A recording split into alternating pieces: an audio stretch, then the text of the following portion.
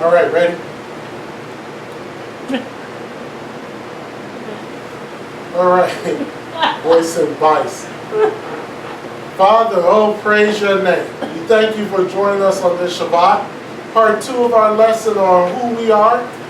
We're going to have that today. We're going to be in the book of Genesis a lot today. Because now that we understand, we have an understanding on who we are with Deuteronomy and Matthew and Malachi. Now we're going to go to Genesis. We're going to go to the beginning. All right, so all praises be to Ahia, Ahia. In Yeshaya, our Mashiach, and Rawak, the Holy Spirit. We're going to learn part 2 of who we are as a people, and we're going to get an understanding. All right? Let's learn something. What is wrong? Come on, Papa. All right, so that's pretty much I found this on the internet with Abraham being our father, and then of course there's Isaac. What did that make Isaac? And then of course there's Isaac who had Esau and Jacob, and then the 12 tribes. Our media, please subscribe to our channel. Next week is going to be our last segment on who are you. That's going to be our last segment. That's when we're really going to go in to what the Bible said the so-called blacks, Latinos, and Native Americans are. We're going to really be in depth on those three because those three are the ones who are predominantly in the state of Arizona, right? After that, our September is going to start off with a teaching called You Have Been Deceived. We're going to learn about the United States of America Corporation. We're going to learn about the dollar bill. What really are the symbols on the dollar bill? We're going to learn about different things on how we have been deceived. Okay? So that's going to be a very in-depth teaching. All right, next holy day, Memorial of Trumpets. We're going to have a teaching on the Memorial of Trumpets. What is the Memorial of Trumpets? So we're going to have a teaching on that. And the Fall Holy Day is that same day.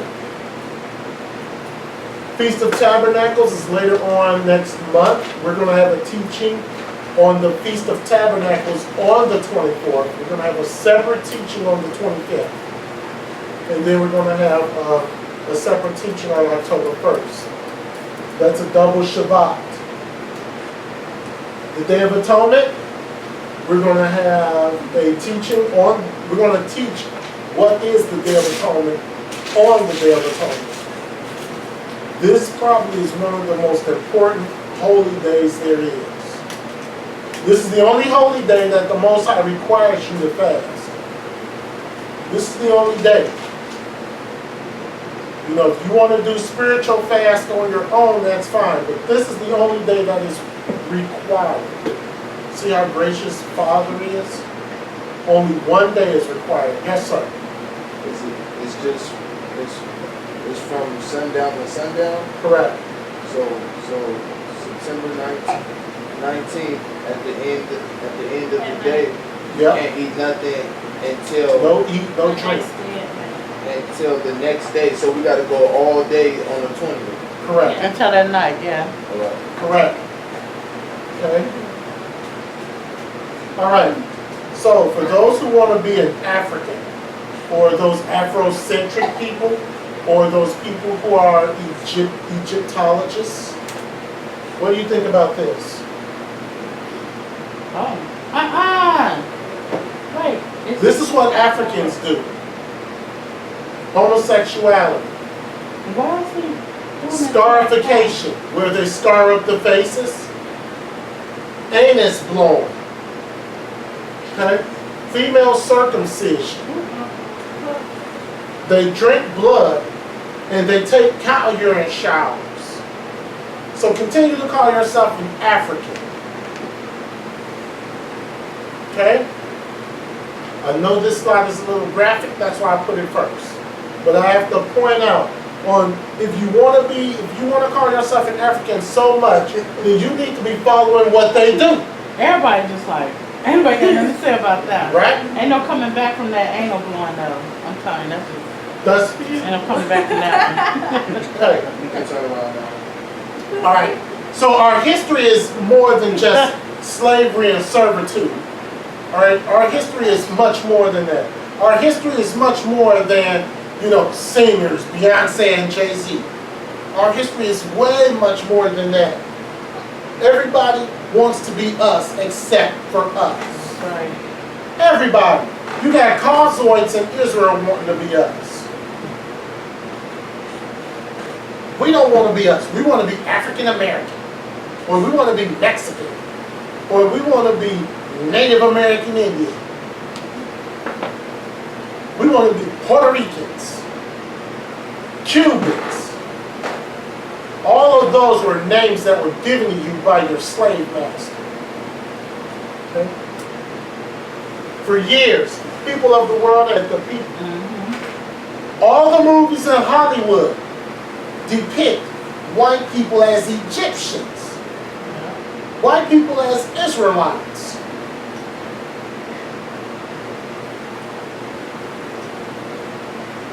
They whitewashed our book,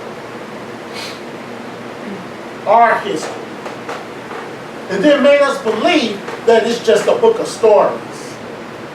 Made us believe that we were Gentiles. But see, the problem is that we don't read. Because there's a scripture in the Bible that clearly says who are Gentiles. And we're going to get to that in a second. Movies, television, and white people portray the Bible as being white. And then they say, does it matter? Does it matter what color? Does it matter what color Jesus is? Yeah, it does matter. Yes, it does. Because all this time you've been throwing a blonde-haired, blue-eyed devil in our face. Knowing that that blonde-haired, blue-eyed devil was a poisoner, was an adulterer, was a fornicator, was into incest, and into murder. We have a book called The Life and Times of Caesar Borgia. The first 5 pages just knocked me out. Okay? We are living in a world of lies and deception. And when the children's minds develop off of the deception that is being taught and told, the truth has to come forth. The Bible is still relevant today. It's more relevant than your newspaper is. People of color are more vulnerable, and it's funny. Us, and I'm speaking of the 12 tribes, we'll believe anybody. How many times have so-called black people names have changed throughout history? Oh yeah. How many times? I remember just growing up being a Afro-American, a Black American, no, I'm sorry, a Negro American, a Afro-American, a Black American, and then an African American. I'm only 48, and that's 4 times that our ethnicity has changed. Don't that tell you something? Yep, that's a lot. Did you say Afro? Afro. I'm still trying to figure out what is an Afro-American. Okay? I don't know what that is. Before we can go forward, we need to go back into history and let's look at the people of the Bible who had who. All right, so let's get Genesis chapter 10, verses 2 through 4. Whoever the reader is, you don't have to read the highlighted, just read the white. Genesis chapter 10, verses 2 through 4. Okay? Let's find out who these peoples are. Let's read it. The sons of Japheth Gomer. Do I have to read everything in? Nah. I said, what's in white? Just the white. The What's in white? The sons of Japheth Gomer, Magog, Madai, Javan, Tubal, Meshach, and Tiras. Alright, so the sons of Japheth were Gomer. Gomer were the Galatians, the Germans, the Scottish. That's where they came from. Magog are the Scythians or Georgia, which is Lower Russia. Madai are the Medes, who are the Persians. No, the Medes are the Russians. Sorry. Javan are the Greeks. Okay. Tubal are the Indian, the ones with the dot on their head, not the natives. Meshach, those are Russians, and Tyrus are the Orientals. Okay? Verse 3. Sons of Gomer begot Ashkenaz, Riphath, and Togarmah. Togarmah. Alright, Gomer are the Ashkenaz, we know who they are. Right? We know who the Ashkenaz are, right? Nuh-uh. Those who say they are Jews and they are not. Oh, Okay. German, Saxon, Scandinavian. Verse 4. Javan begat Elash, Tarshish, Kittim, and Dardanelle. So we got Cyprus, which is Italy. Cyprus is an island off of Italy. Then you have the Romans who came from Kittim. That's where the Romans came from. Alright? Romans did not come from Esau. They were already here. So are these brothers? Yeah, they were already. Are these brothers All right. 12 tribes? No. These are under Japheth. These are the whites and the Far East. So we couldn't get with them. No, Okay. this Japheth is one Japheth of is one of Noah's Noah's sons. sons. Oh, Noah had 3 sons. Now, Genesis chapter 10 verse 5 says what? Let's read it. By these were the isles of the Gentiles The divided. isles of the Gentiles. Slow it down. The isles of the Gentiles. It tells us right there who the Gentiles were. It does. Go ahead. Divided in their lands, everyone after his tongue, after their families and their nations. The Bible tells us right there in Genesis 10:5 that the Gentiles are from Japheth. They're also from Ham. And they're also from Shem. Okay? Wait, Gentiles are from Shem. Yes. Why would Gentiles be from Shem also? Because they're non-believers. No, because who did Abraham have? This is before Abraham. He had 2 sons, right? Oh, Ishmael and Ishmael. Isaac. And Isaac, yeah. Ishmael is for who? The heir. No, I have that. Ishmael is who today? Who's Ishmael today? Boom. Who's Ishmael today? Indians. That was so racist. You slap yourself on the hand. Who are Ishmael today? Middle Eastern Indians. Arabians. Yeah. Arabs. Arabs. Arabs. Okay? Now, Japheth is the father of the Gentiles and the Far East. The Gentiles is a people of European, white, and Far East. Right? The Bible clearly states that in Genesis 10:5. So we are eliminated from being traced to Japheth. That's not a problem. Because a lot of people understand that black people, so-called blacks, Latinos, and Native Americans couldn't have possibly came from Japheth. However, there is something that's out there now that's saying that we did come from Japheth and we crossed over the Bering Strait into America. That's a lie. That's a bunch of... All right, let's get Genesis chapter 10, verses 6 through 18.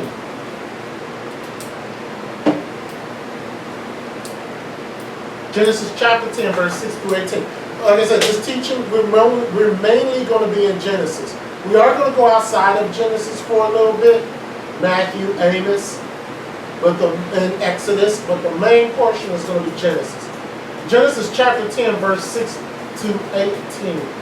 Let's read verses 6 through 8. And the sons of Ham, Cush, and Mizraim, and Phut, and Canaan, and the sons of Cush, Seba, and Havilah, and Sabta, and Ramah, and Sabtecha, and the sons of Ramah, Sheba, and Dedan. And Cush begat Nimrod. He began to be a mighty one in the earth. We're going to learn a lot about Nimrod, I believe, in December. In December, we're going to learn a lot about Nimrod. Because Nimrod, guess what? Ho, ho, ho. What? We're going to show Nimrod tied to Satan Claus. Yeah. And I don't say Santa Claus because, no, he is Satan Claus. Isn't there somebody missing? Ariel isn't about All right, so the sons of Ham, Cush, are the Ethiopians. Okay, there's no such thing as an Ethiopian Jew. Mizraim are Egyptians. And Put is Libya. And of course, Canaan are the Canaanites. Okay? So I suggest you men, you really need to write these scriptures down and study these, because when you go street preaching, this is going to come up. It comes up every time. Who you are, who's who, and where you're from. Right. Make All right. a special note. So here's a map. Okay, yes, they brought us from Africa, but they didn't tell us that we migrated to Africa from Israel. No. That's 70 AD and 135 AD. Okay? All right, let's get it. Back to Genesis. And we're at verse 9.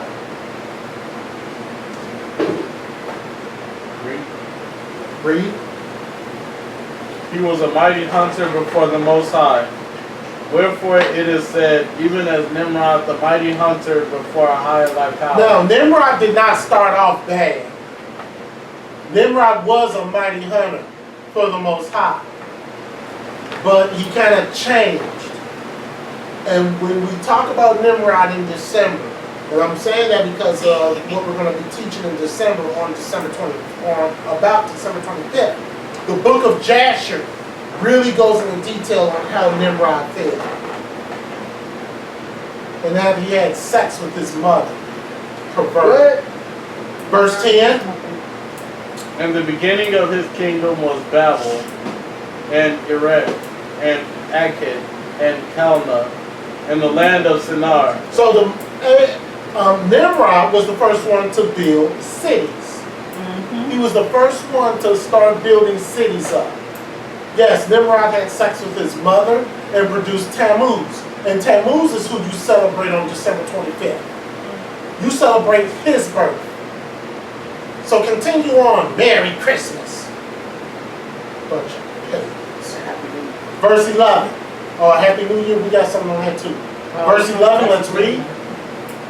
Out of that land went forth Asher, Uh-huh. and builded Nineveh, Uh-huh. and the city of Rehoboth, Uh-huh. and Calah, Verse 12.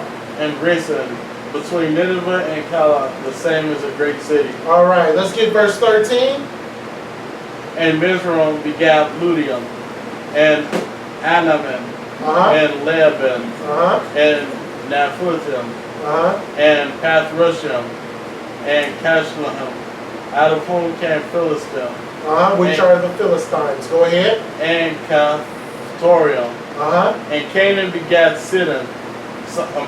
Baba Shlakia. Uh-huh. And Canaan begat Sidon, Uh-huh. his firstborn in Heath. And Heth. All right, let's take a look at this.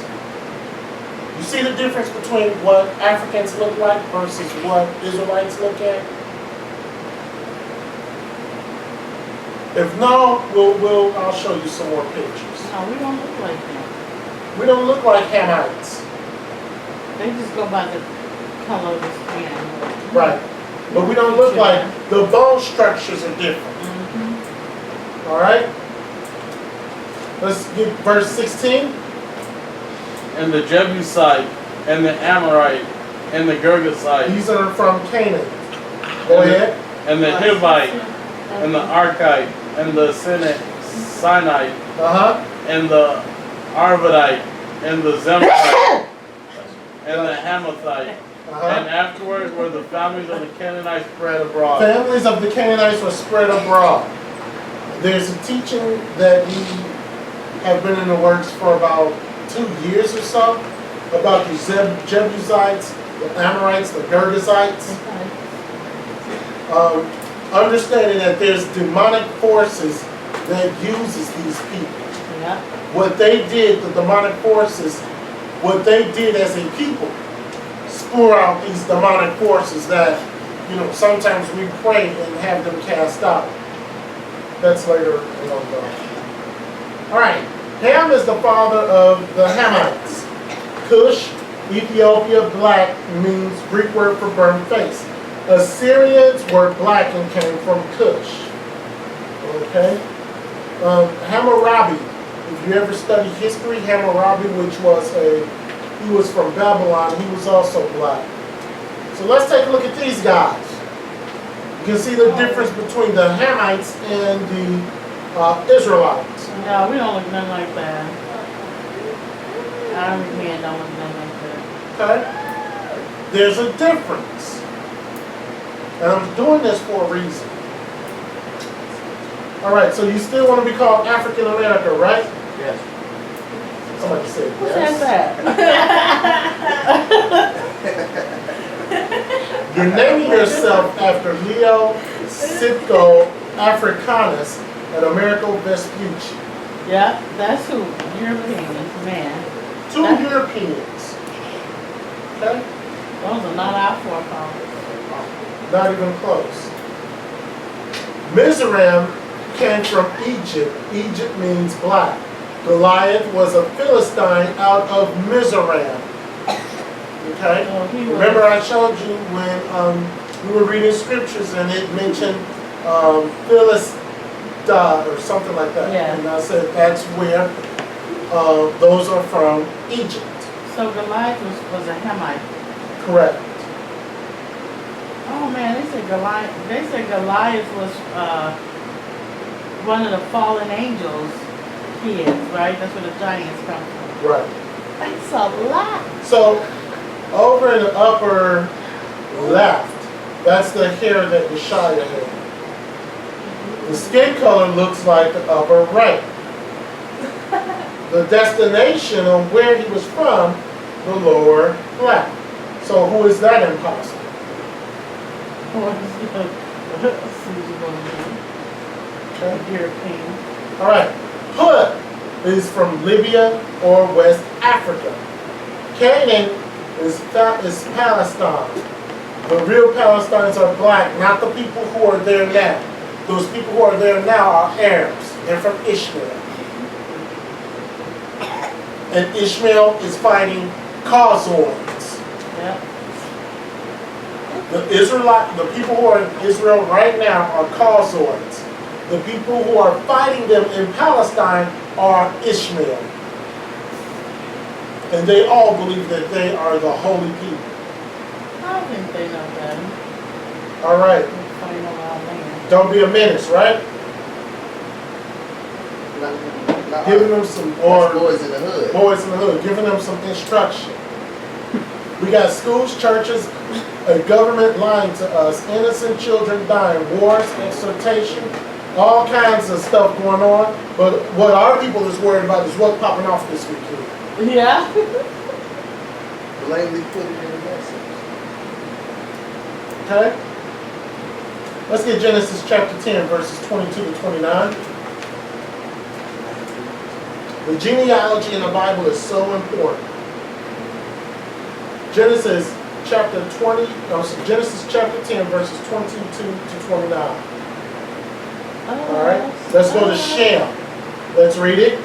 The children of Shem, Elam, and Asher, and Arphax, and Lud, and Aram, and the children of Aram, Uz, and Hul, and Gether, and Mash, and Arphax begat Salah, and Salah begat Eber. All right, so the Chaldeans, they come from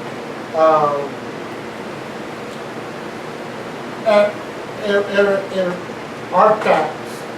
Wait, so the Chaldeans are our kinfolks? They're what? There's something in the Bible talks about Abram and the Chaldeans. Right. No, we're not getting to that today. All right. So these are the children of Shem. I thought they were. This is the lineage where all Israelites come from. Yep. All right. Before we get there, I want you to see something. This is an actual picture off of. This is an actual hieroglyphic off of a Egyptian pyramid. Notice the afros and beards. The Hebrews also wore garments with fringes. Also keep various shades from light to dark. We all know that the 10 tribes were lighter tribes. The southern tribes were darker tribes. So you can tell where the Mexicans come from off of this picture. You can tell where the so-called Puerto Ricans, you can tell where so-called Judah, because they are lighter. Their hair, when they painted their hair, they made it a little more wavy. Probably can't see because this picture is a little far back. Okay? But as you can see in this picture, notice that the tall picture is Pharaoh. The one that he has the hair by, notice that there are 3 different people there, and there's 3 different shades of skin color. One's dark, one's brown, and one is light. Notice that. It's because we had 3 different shades, we have multiple different shades of color. But it's depicting as the darker tribes, the medium tribes, and the light tribes. How you can tell the lighter tribes in Egyptian is the hair also. The hair of the lighter, if you look at this picture, you see the hair being light. Those are the lighter tribes. Versus the hair of dark, meaning the dark tribes.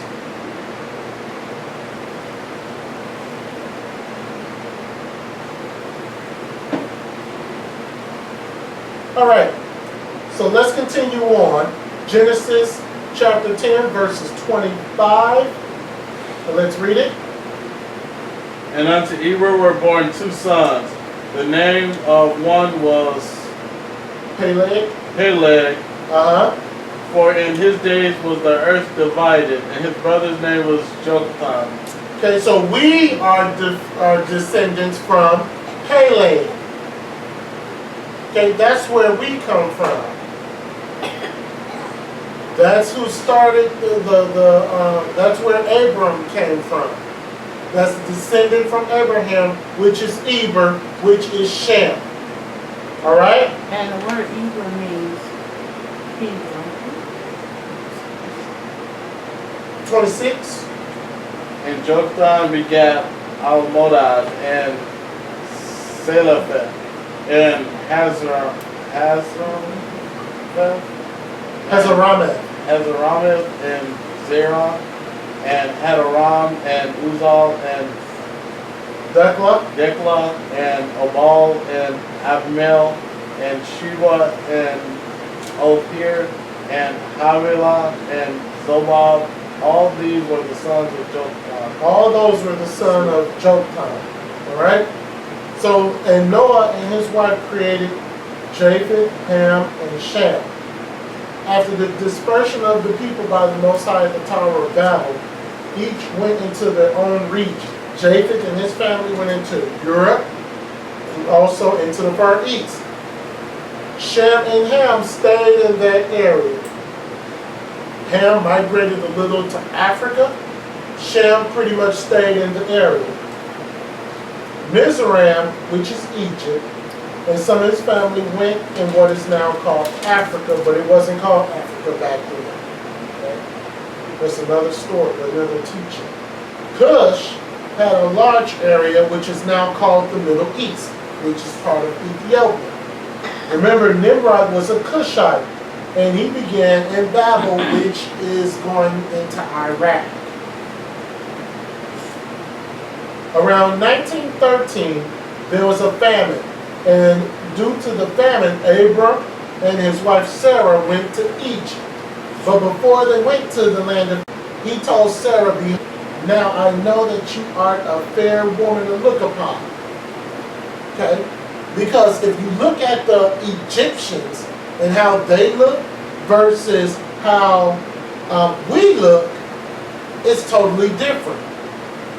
The Egyptian women just don't look so great. Right? Okay, maybe not. Alright. Now the incident came to pass, but Josephus said in his commentaries, reference, behold now, I know that thou art a fair woman. Knowing that you are beautiful, I realize that your beauty is now a source of danger, particularly since the Egyptians are dark-skinned and ugly. Our women was black. Okay? That's in the book of Josephus. Okay. Okay? All right. Zondervan Bible Dictionary, it says Ham, because a lot of people who, especially in Christianity, believe that we came from Ham. Youngest son of Noah, born probably 96 years before the flood, one of the 8 persons who lived through the flood. He became the progenitor of the dark races, not the Negroes. And if you saw that movie Noah, that movie was wrong. All the way, even to the people who were on the ship, it was wrong. Okay? It was just... Alright. There was a trick involved in this because it says that he became the progenitor, speaking as if his forefathers before him and his brothers were also not dark already. If Ham was dark, where did he get his darkness from? Obviously, he would get it from Noah. Okay? And you have to understand, Japheth was not white. No. He was dark. All of them were dark. So you have to understand, Japheth was not some blonde-haired, blue-eyed white person. Okay? He was black. Okay? You can't get if a person is white, they cannot produce a black child. Well, if you go on into history, it says how Japheth and some of the Hamites, that's why you have some like Egyptians, they started mixing with Esau, right? Or was it the Edomite? Right. They started mixing, yeah. Yes? So was Japheth just I can't hear you. Japheth, is that just the Asian area? Japheth is Asian and European. European?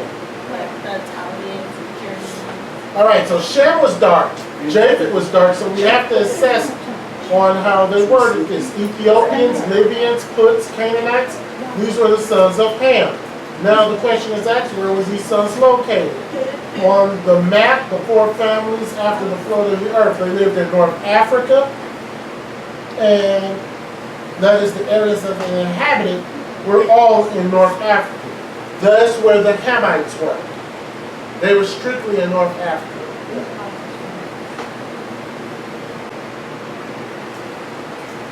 Thank you, Brian. Ready? All right. The original Canaanites were not South African. There is no place in Scripture that teaches they went to South Africa. So a lot of people will sit there and say, the Canaanites, they're from South, they're from way down south. No, that's wrong. They were Israelite. They were in the land of Israel before we got there. The modern day map shows a separation between the northern and southern Africa, which were the original Hamites, but the children of Israel ran into Africa in 70 AD. We have a book called Hebrewisms in West Africa, which shows us the lands outside of West Africa which the children of Israel settled. That's a very important book, Hebrewisms in West Africa. There are also parts of northern Africa where the children of Israel settled in Kenya, and we can see that from the book Babylon to Timbuktu. That's another book we have. These books are so important. Okay? Yeah. Babylon to Timbuktu and Hebrewisms in West Africa. Okay? Some of the information that I'm getting is coming from these books. Okay? Not coming from my own thought. It's coming from these books.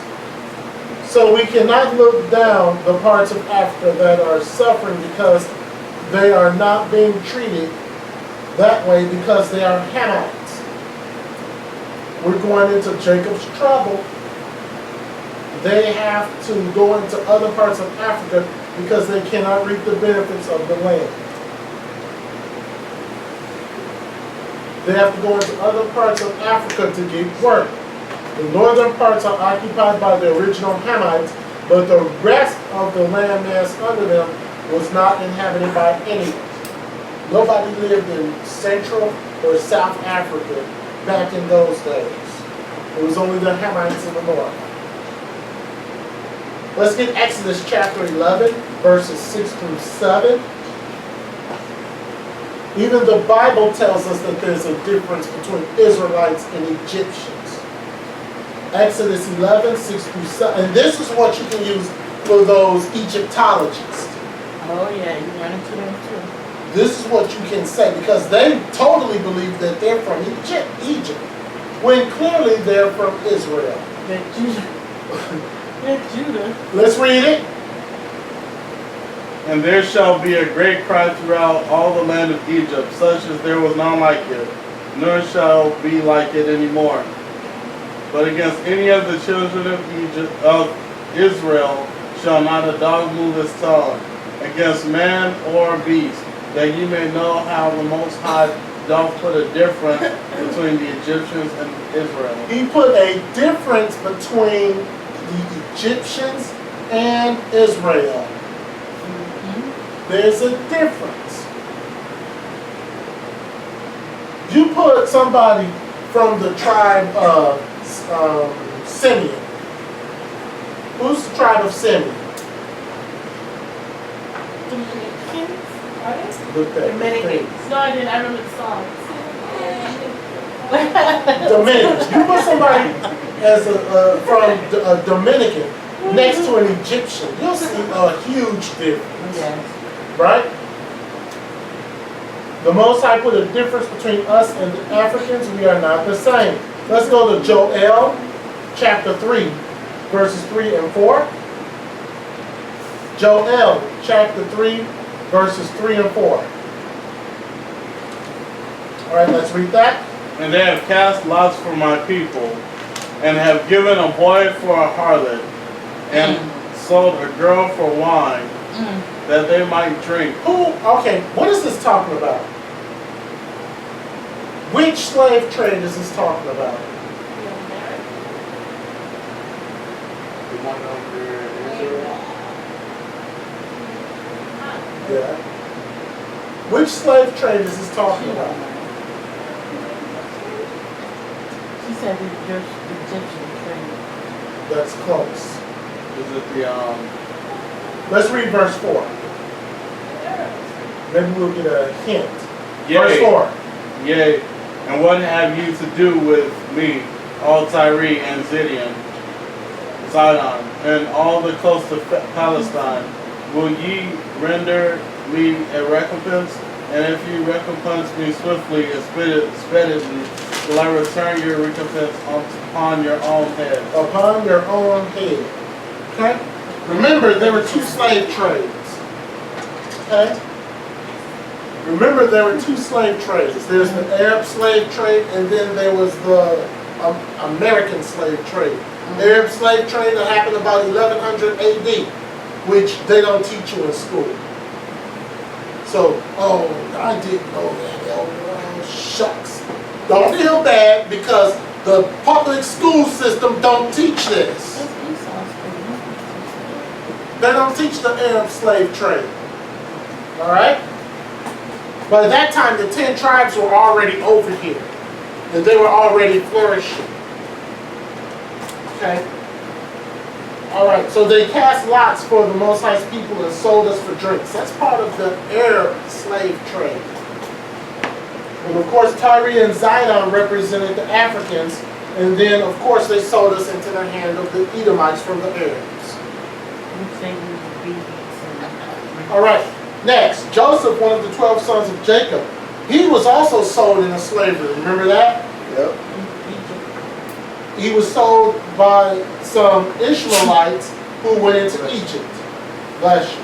Later, a famine came and struck Egypt and Canaan, and the land was devastated. So let's go to Genesis chapter 37, verses 1 through 4. This is finding out this is finding out a starting point on the so-called blacks, the so-called Latinos, and the so-called Native Americans. Genesis chapter 37, verses 1 through 4. Let's get it. And Jacob dwelt in the land wherein his father was a stranger, in the land of Canaan. These are the generations of Jacob. Joseph, being 17 years old, was feeding the flock with his brethren. And the lad was with the sons of Bilhah, and with the sons of Zilpah, his father's wives. And Joseph brought unto his father their evil report. Verse 3. Now Israel loved Joseph more than all his children, because he was the son of his old age, and he made him a coat of many colors. Let me say this right now to those of you who are parents and future parents: do not make special privileges, or do not make one child more special than the other. That's right. Sibling rivalry will happen. Verse 4. That never happened.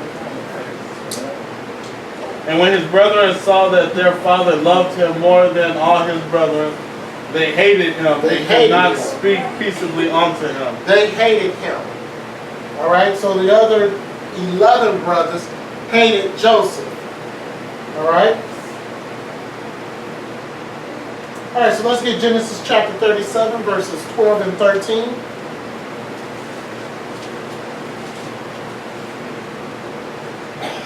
Genesis chapter 37, verses 12 and 13. And let's read that. And his brethren went to feed their father's flock in Shechem. And Israel said unto Joseph, Do not thy brethren feed the flock in Shechem? Come, and I will send thee unto them. And he said to him, Here am I. Okay, so now Joseph is being sent. I'm showing you the beginning because you have to understand on where I'm going with this. All right? Who are the Australians out of the 12 tribes? Who are the Australians off of the 12 tribes? Yeah, they are part of the 12 tribes. Who are they? Zebulun? No, they're not Zebulon.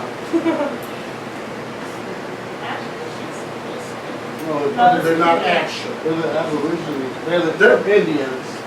They're who? With the Aborigine Indians. They're who? Yeah? They're part of No, Gad. they're not part of that. Wait, what was They're part the of name? Reuben. Reuben. Indian. Okay, they're part of Reuben. Who did you say? Aborigine something. That's what they're called. Oh, it's up there. But who are they as far as the 12 tribes? They're from the tribe of Reuben. If you look at the tribe of Reuben, Seminole if you look Indians? at the Seminole Indians and you look at the Aborigines of Australia, they're twins. Yeah, I remember crocodile. Okay? Not probably not. All right, Genesis 37:18. And when they saw him afar off, even before he came near unto them, they conspired against him to slay him. Now see, Joseph, he was walking, he had that coat on with all the colors. And the brothers was like, look at this blank, blank, blank. Let's conspire to kill him. And guess who was the ringleader? Yahweh.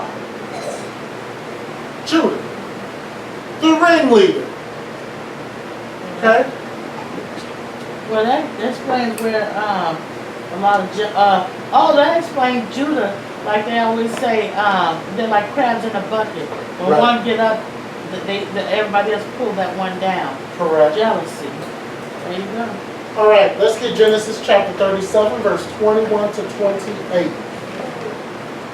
Genesis 37, verses 21 to 28. I start way in the back so we can get an understanding on where we're going with this as far as who we are. All right, Genesis 37, because you have to understand and know who the patriarchs are. Yes. Get an understanding on who Joseph was. Even though Joseph is not one of the 12 tribes, he has two sons out of it. Manasseh and Ephraim, right? I have a question about that. Okay. Sure. When we were reading, I don't know if it was Exodus, I think. Was Manasseh supposed to be the leader, but Manasseh laid with a Gentile or with an unknown nation or something like that? Was Manasseh one of the tribes? Said something like that. He laid with unknown flesh. What other tribes did? Oh, we're going to get to that. That wasn't Manasseh. Manasseh was a little boy. So He what? shouldn't be laying with nobody. Yeah, we're going to get to that. I know I read something. Yeah, you read it. It was Along the Judah. lines. We're going to get to that. Genesis chapter 37, verse 21 and 28. Let's get it. And Reuben heard it, and he delivered him out of their hands, and said, Let us not kill him. Reuben was the only one that had sense. Go ahead. And Reuben said unto them, Shed no blood, but cast him into this pit that is in the wilderness, and lay no hand upon him, that he might rid him out of their hands, to deliver him to his father again. Because if they lay hands on Joseph and Joseph went back to Israel, what do you think would happen to those 11? Would have been the tribe of Joseph. We would all be from the tribe of Joseph. That's it. Or Ephraim or Manasseh. Let's get verse 23. And it came to pass, when Joseph was come unto his brethren, that they stripped Joseph out of his cloak, his coat of many colors that was on him. 24. And they took him and cast him into a pit, and the pit was empty, there was no water in it. So they put him in a hole. Pit. Okay? They put him in a hole. Did you finish? Okay? And so Reuben didn't want to kill Joseph. In fact, he was going, later on, the reason why he put him in there is because later on Reuben was going to go back Right. and rescue him. Okay? All right. Genesis 37:25. And they sat down to eat bread. And they lifted up their eyes and looked, and behold, a company of Ishmaelites came from Gilead with their camels bearing spicery and balm and myrrh, going to carry it down to Egypt. And Judah said unto his brethren, What profit is it if we slay our brother and conceal his blood? Now, that is the start of a curse. Yeah. You're always trying to sell stuff. Out of That is money. a start of a curse. Money. Yeah, money. Slavery. Why not sell our brother Judah. to Arabs? Selling stuff to the pawn shop that's owned by Arabs. Yeah. That's what, there you go. No, going deeper. Slavery. Well, that's slavery. Selling each other into slavery. Our It people started in the Bible. Our people started. Verse 27. Come, and let us sell him to the Ishmaelites, and let not our hand be upon him, for he is our brother and our flesh, and his brethren were content. 28.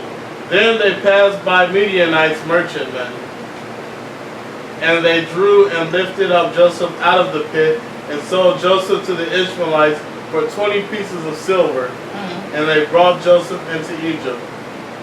How many pieces of silver was Josiah betrayed for? 30. What? Was it 30? You're asking me like you don't know. 30. 30. Let's get Genesis 37:36. So now Joseph is sold to the Ishmaelites. And now the Ishmaelites went on to the Midianites, and the Midianites are taking him to where? Let's read 36.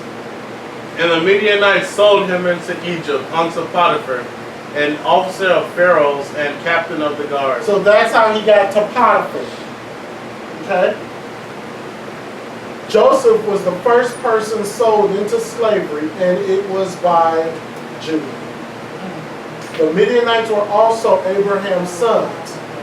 That's in Genesis 25, 1 through 2. Remember, Abraham had a lot of sons after Isaac. Okay? The Arabs were the first people to buy us as a slave. That's why there should not be any black Muslims. That's an oxymoron. Alright? The Arabs then sold Joseph to the Egyptians. This is how we ended up in Egypt. Joseph then was put in a prison for rape.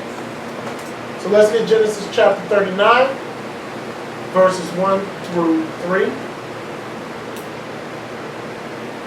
Genesis 39, verses 1 through 3. And Joseph was brought down to Egypt, and Potiphar, an officer of Pharaoh, captain of the guard, an Egyptian, bought him of the hands of the Ishmaelites, which had brought him down thither. Okay. And the Most High was with Joseph, and he was a prosperous man, and he was in the house of his master, the Egyptian. And his master saw that the Most High was with him, and that the Most High made all that he did to prosper in his hand. So Joseph was kind of humbled now. Because when he had that coat of colors, he wasn't really humble. Pride. It was pride. Joseph now was brought into slavery. He's humbled now. So because he became humble, the Most High is with him in everything that he did. Okay? Brothers who follow Egyptology are just ignorant. Alright? Joseph was highly favored, and Potiphar saw this. But Potiphar's wife also saw this. Right?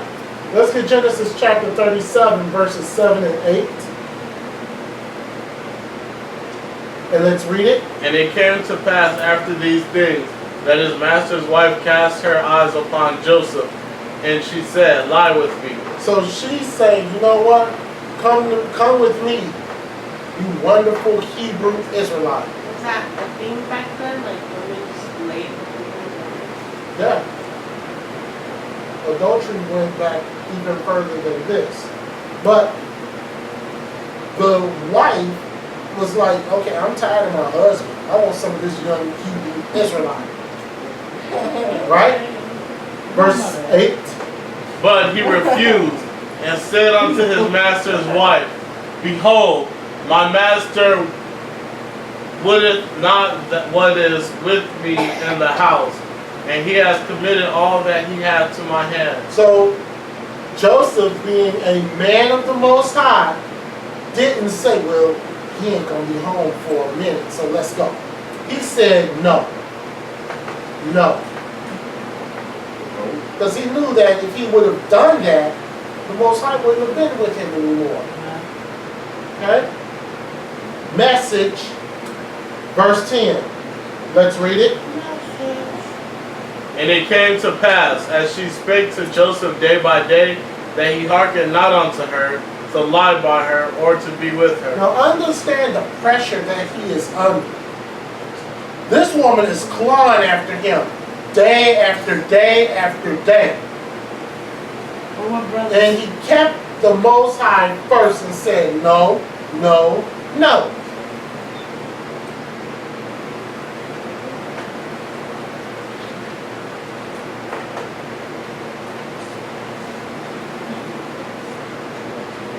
He didn't just drop his tunic or whatever it is and start doing stuff. He continued to say no. All right? Man, it's okay to say no. Right. All right. Oh, they better say no. Let's get Genesis 39:12. It better be a question. And she caught him by his garment, saying, lie with me. And he left his garment in her hand and fled, and got him out. So Joseph, being a servant of the Most High, he ran so fast and he was naked. He ran out his clothes.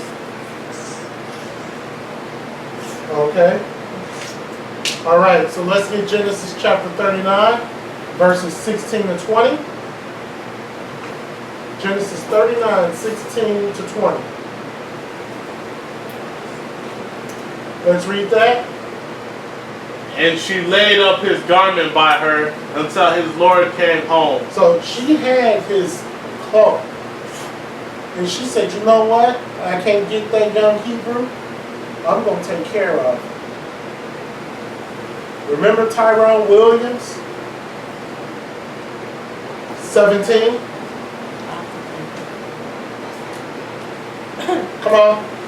And she spake unto him according to these words, saying, the Hebrew servant which thou hast brought unto us came in unto me to mock me. This is very key. The Hebrew servant, which came in unto me to mock me.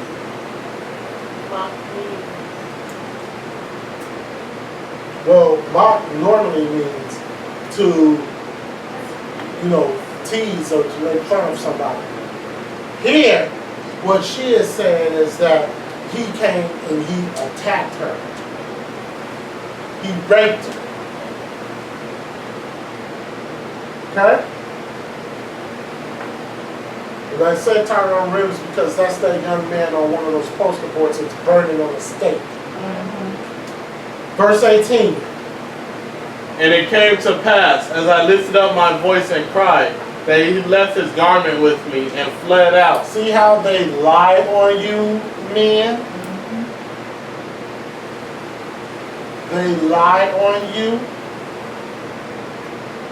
So don't go to no Egyptians. All right, verse 19. And it came to pass, when his master heard the words of his wife, which she spake unto him, saying, after this manner did thy servant to me, that his wrath was kindled. So of course he's going to believe his wife over some black Israelite. Slave, yeah.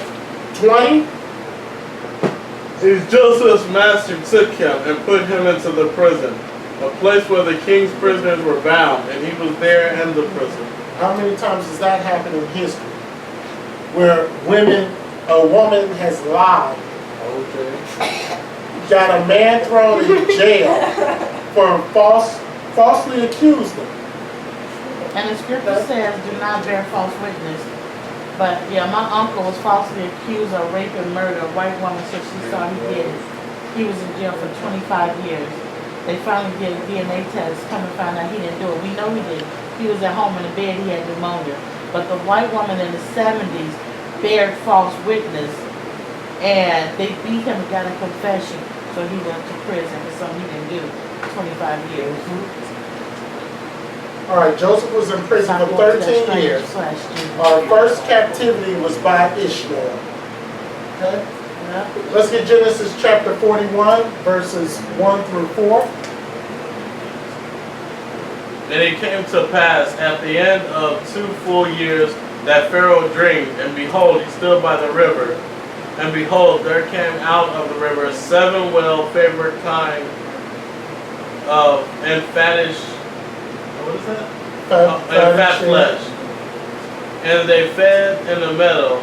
And behold, 7 other kind came up after them out of the river, ill-favored and lean flesh, and stood by the other king upon the brink of the river. And the ill-favored and lean flesh king did eat up the 7 well-flavored and fat kings. So Pharaoh awoke. All right?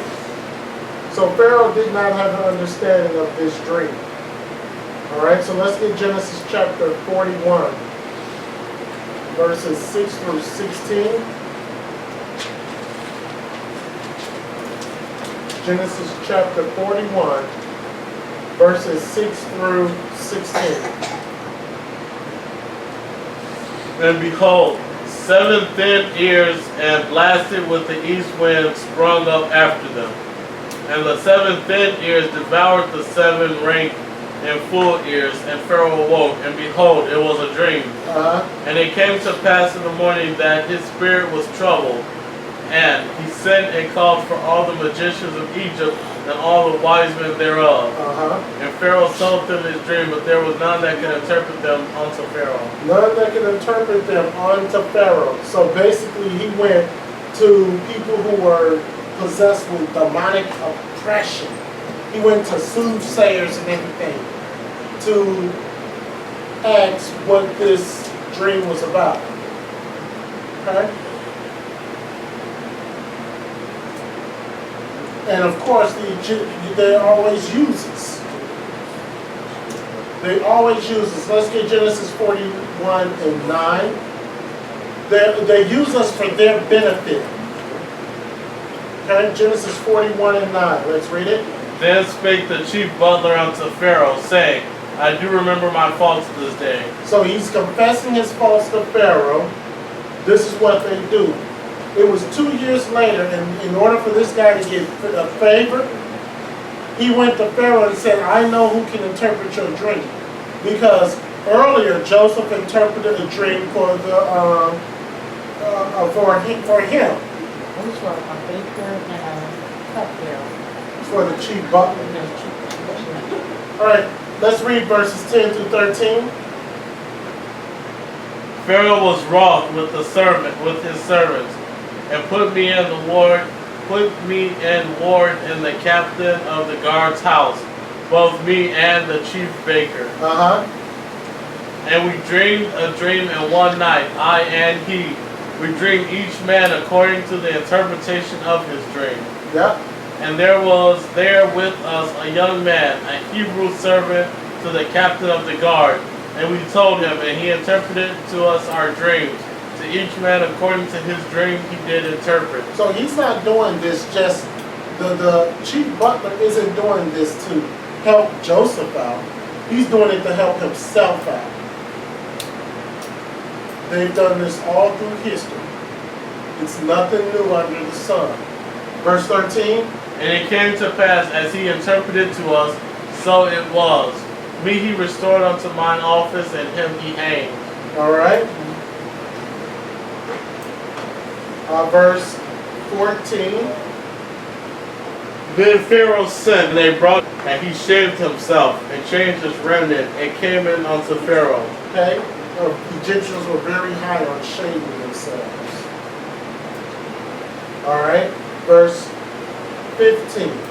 And Pharaoh said unto Joseph, I have dreamed a dream, and there is none that can interpret it. And I have heard say of thee that thou canst understand a dream to interpret it. And Joseph answered Pharaoh, saying, It is not in me. The Most High shall give Pharaoh an answer of peace. So Joseph is still giving the Most High his due. Joseph didn't say, well, you know what, I can interpret the dream for you. He said, no, the Most High does it. Okay?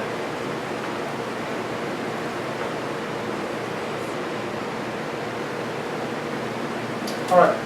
Let's get Genesis chapter 49, verses 41, verses 29 and 30. And let's read that. Behold, there come 7 years of great plenty throughout all the land of Egypt. And there shall arise after them 7 years of famine, and all the plenty shall be forgotten in the land of Egypt, and the famine shall consume the land. So he's interpreting the dream of the Pharaoh by the power of the Most High. Nobody can interpret this dream. Nobody understood it. But Joseph, who had favored the Most High, was found and was giving the interpretation. And not only was he giving the interpretation, but he also told Pharaoh what to do about it. Yes, he did. All right, let's get Genesis 41, verses 33 to 36. All right, let's read that. Now therefore let Pharaoh look out a man discreet and wise, and set him over the land of Egypt. Let Pharaoh do this, and let him appoint officers over the land, and take up the fifth part of the land of Egypt in the 7 plenteous years. After, and let them gather all the food of those good years that come, and lay up corn under the hand of Pharaoh, and let them keep food in the cities. And that food should be for store to the land against the 7 years of famine, which shall be in the land of Egypt, that the land perish not through the famine.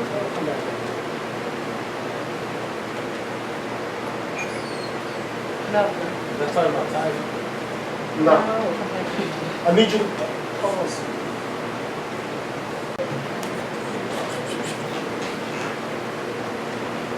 All right.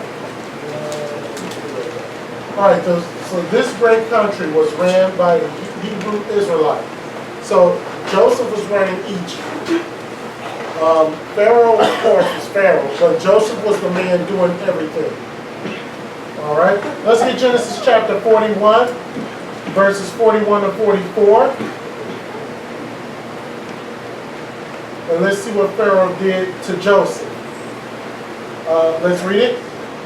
And Pharaoh said unto Joseph, See, I have set thee over all the land of Egypt. I think that was the Most High who did it, Pharaoh, but 42. And Pharaoh took off his ring from his hand, and put it upon Joseph's hand, and arrayed him in vestures of fine linen, and put a gold chain about his neck. This is very key. You're following the Most High. The Most High will put those who hate the Most High in a position where they're the ones who's helping you out and blessing you. The Most High will put a spirit on Pharaoh. First of all, the spirit was put on Joseph to keep his commandments. Yes, there were laws, statutes, and commandments even back then. Joseph kept it because one of the commandments was thou shalt not commit adultery. And Joseph was not committing adultery.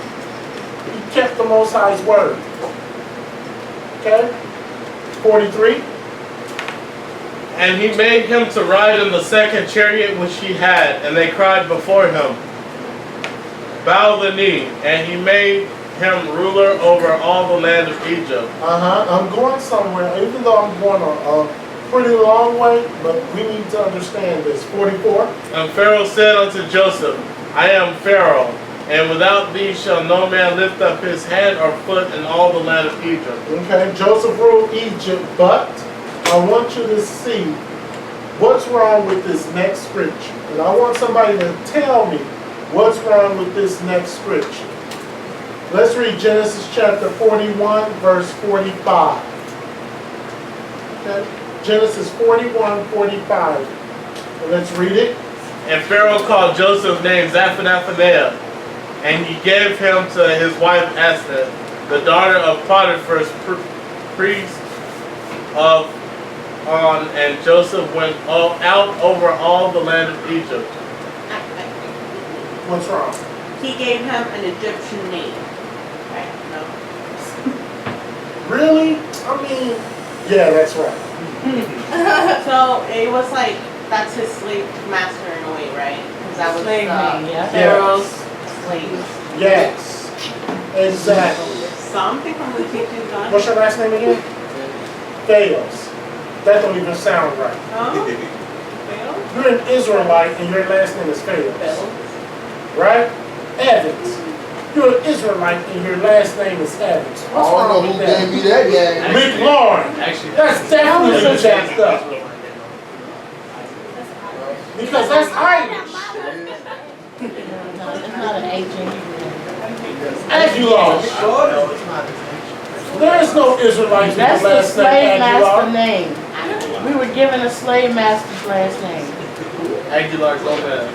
Aguilar Gomez. It's actually a very popular last name in the Philippines, Aguilar. Yeah, that's why the Philippines, they are part of the 12 tribes also. Okay. Let's get Genesis 41, 56 to 57. Genesis 41, 56 to 57. And the famine was over all the face of the earth. And Joseph opened all the storehouses and sold unto the Egyptians, and the famine waxed sore in the land of Egypt. And all countries came into Egypt to Joseph for to buy corn, because that the famine was so sore in all the lands. So, from 17 until 30, Joseph suffered, but never turned away from the Most High.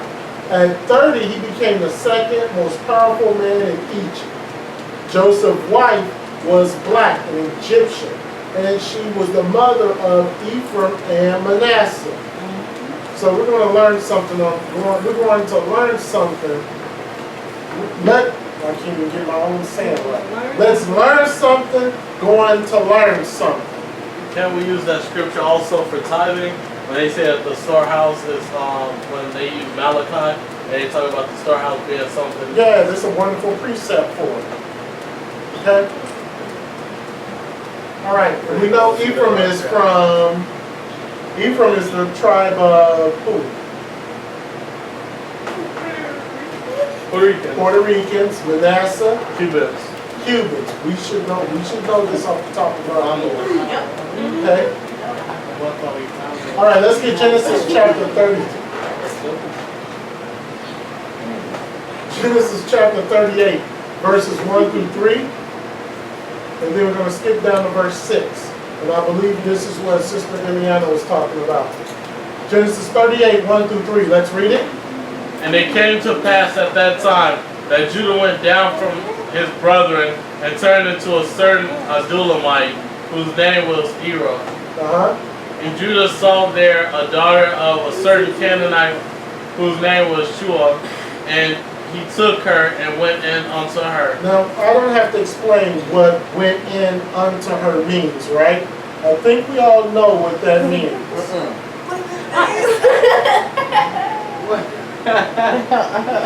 Verse 3. And she conceived and bare a son, and he called his name And Judah took his wife for his firstborn, whose name was Tamar. All right, so Canaanite women, right? So these two women were Canaanites. When it means they went into her, they had relations. Judah's wife was black. She was a Canaanite. Tamar is the mother of the Jews through her union with Judah, right? All right. Let's get Genesis chapter 41, verse 46 to 48. It's calm. All right, Genesis 41, 46, 48. Let's read it. And Joseph was 30 years old when he stood before Pharaoh, king of Egypt. And Joseph went out from the presence of Pharaoh and went throughout all the land of Egypt. And in the 7 plenteous years the earth brought forth by handfuls. And he gathered up all the food of the 7 years which were in the land of Egypt, and laid up the food in the cities, the food of the fields which was round about every city, laid he up in the same. Laid he up in the same. All right. Now let's get Genesis 41 verses 53 to 54. Now we all know now that Joseph is second in command. We know that he's running Egypt. Okay? He's small favor in the Most High.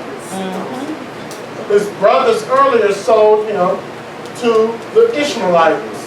And the Israelites sold him to the Midianites. The Midianites that sold him to the Egyptians. I have something to say. Okay, so you know how you said that because Judah married that Canaanite woman, she has an association to the people that call themselves Jews, the white people. So there's this girl and she's really racist on YouTube, and there's this thing called How to Find a Jew, and she says it herself that the Jews, like the people that call themselves Jewish now, the reason they have the coarse hair and like their noses are long and they have fuller lips is because they have association with Judah. Well, not precisely Judah, but she uses the word African. So I mean, even them she's like a Nazi or whatever. I don't know. She's like really racist. But even they know, you know, like the history of who the real Jews are. Right. And that's a shame that we don't. All right. Genesis 41, 53 to 54. Let's read it. And the 7 years of plenteousness that was in the land of Egypt were ended, and the 7 years of dearth began to come, according as Joseph had said. And the dearth was in all the lands, and in all the land of Egypt was there bread. All right, so right there it talks Joseph, the dream that he had, and he interpreted for Pharaoh. It's now coming true. There was famine all over the world. Okay? Now, let's go to Genesis chapter 42, verses 1 through 3. Now we're back to Jacob and his 12 sons, or 11. Genesis chapter 42, verses 1 through 3. Let's read it. Now when Jacob saw that there was corn in Egypt, Jacob said unto his sons, Why do ye look upon one another? So why are you looking at one another? You know what to do. Verse 2. And he said, Behold, I have heard that there is corn in Egypt. Get you down thither, and buy for us from thence, that we may live and not die. And Joseph's 10 brethren went down to buy corn in Egypt. Now it says 10 brethren, right? There were 12 of them, right? We already know that Joseph's was in Egypt. Why does it say 10?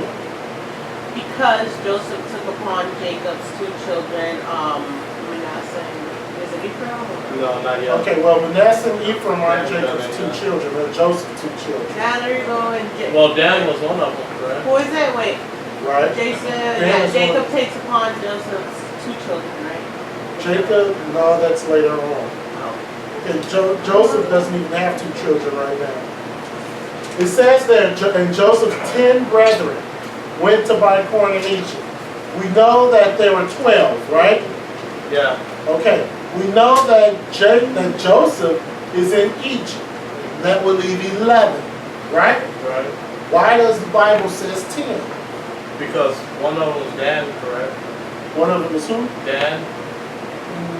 One of the 10 is Dan, right? But there's 11 right now. So No, the youngest one was Benjamin, and they left him at home because he was too young. yes, that's correct. Oh, is that really, you guys? That's So correct. he didn't know what he did. Yeah, but All right, let's go to Genesis chapter 42, and that's going to be key for something later. Genesis 42, verses 7 through 11. All right, let's read it. And Joseph saw his brethren, and he knew them, but made himself strange unto them, and spake roughly unto them. And he said unto them, Whence come ye? And they said, From the land of Canaan, to buy food. Now, if Joseph was white, like Hollywood depict, and we've already known that the Israelites were black based off of Ham, then if Joseph was standing there, wouldn't they easily have recognized him and said, hey, there's Joseph? You mean the Israelites was black, or you mean the Egyptians? I said, if Joseph was white and the Egyptians were black based on the Hamites, Oh, yeah. Joseph would have stood out. Yeah, like a sore thumb. And they would have said, there's Joseph, right? But let's read verse 8. Let's read verse 8. And Joseph knew his brethren, but they knew him not. They knew him not. Okay? They did not know him. Verse 9. And Joseph remembered the dreams which he dreamed of them. Remember the dream? Hold there for a second. Remember, there was a dream that Joseph had prior to him being kidnapped, that the older, brothers were going to bow down to him. Sometimes when you have dreams, they are prophetic. Let's finish verse 9. And Joseph remembered the dreams which he dreamed of them, and said unto them, Ye are spies, to see the nakedness of the land ye are come. Now, he really didn't mean that they are spies. What he did is he remembered the dream. And he was like, oh, this is what this means. Not that his brothers were going to bow down and serve to him like a king. That's what he thought. But now he has an understanding now. So see, and that was years later. So you have a dream now. Don't try to get interpretation from it now. Let the Most High reveal what it is. More than likely, it's going to come to pass. Verse 10. And I don't know who that's for. Verse 10, go ahead. And they said unto him, Nay, my lord, but to buy food are they servants come. 11. We are all one man's sons. We are true men. Thy servants are no spies. Thy servants are no spies. When the brothers of Joseph, the sons of Jacob, had entered into Egypt, they were told to see a particular person. They did not know that that person was going to be Jacob or Joseph. If Joseph was supposed to be white, then in the middle of all those black people, he would have been noticed. Why he didn't know? Why wasn't he noticed? It's because Joseph was dark as well. Okay? All right, Genesis chapter 42, 18 to 24.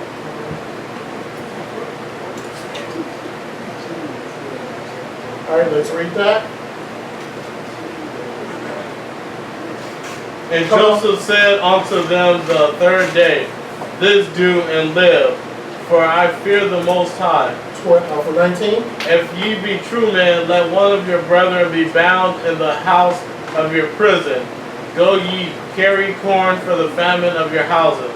But bring your youngest brother unto me, so shall your words be verified, and ye shall not die. And they did so. Now, that should have gave them a hint. How did he know that we have a younger brother that's not here? See, that should have gave them a hint right then and there. Something is not right. How did he know that we have a younger brother? Because it was never disclosed to Joseph that they had another brother. Not at this point. 21. And they said one to another, We are verily guilty concerning our brother, and that we saw the anguish of his soul when he besought us, and we would not hear. Therefore is this distress come upon us. So they're remembering what they did to Joseph, even though they do not know that this is Joseph. They're starting to remember, oh, wait a minute. First of all, how does he know we have a younger brother named Ben? How does he know we have a younger brother? Verse 22. And Reuben answered them, saying, Spake I not unto you, saying, Do not sin against the child, and ye will not hear. Therefore, behold, also his blood is required. 23. And they knew not that Joseph understood them, for he spake unto them by an interpreter. So he was speaking Egyptian, or whatever the languages that they were speaking back then, but they were speaking ancient Hebrew. And of course he understood. 24. And he turned himself about from them, and wept, and returned to them again, and communed with them, and took from them Simeon, and bound him before their eyes. All right. So Joseph was at least 37 or 38 years old now. Egyptians and Israelites are the same color, black.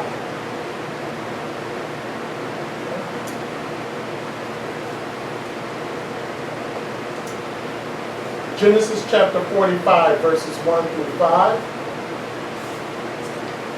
Now, this is tearing Joseph up inside. This is tearing Joseph up inside. He don't want to do this to his brothers. He loved his brothers, even though he was, a pompous little something. He learned his lesson. 45 verses 1 through 5. Let's read it. Then Joseph could not refrain himself before all them that stood by him, and he cried, Cause every man to go out from me. And there stood no man with him, while Joseph made himself known unto his brethren, and he wept aloud, and the Egyptians and the Pharaoh and the house of Pharaoh heard. All right, verse 3. And Joseph said unto his brethren, I am Joseph, doth my father yet live? And his brethren could not answer him, for they were troubled at his presence. They were speechless. They were like, what? Imagine that. Imagine you sold your brother into slavery. At the time he was 17. 20 years later, I'm him. Verse 4. And Joseph said unto his brethren, Come near to me, I pray you.